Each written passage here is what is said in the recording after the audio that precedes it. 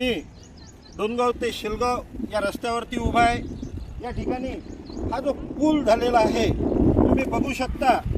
या पुलाला हे प्रचंड मोठा असं छिद्र पडलेलं आहे। या छिद्रात लोकांनी हे थोडेसे मुंडके टाकून हा गड्डा बुजवला। याचबरोबर याच पुलाच्या बाजूला आपण दुसरं बघू शकता।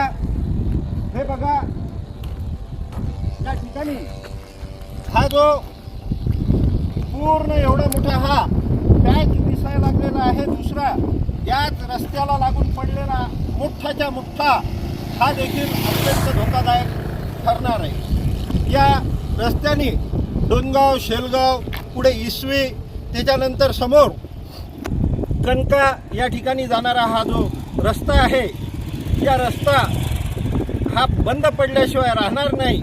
आणि या ठिकाणाहून एखादा भरलेला जर का ट्रॅक्टर गेला, एखादा मजुराचा टेम्पो जर का जात असताना दुर्घटना घडली तर या दुर्घटनेला निश्चितपणानं बांधकाम विभाग हा जबाबदार राहील।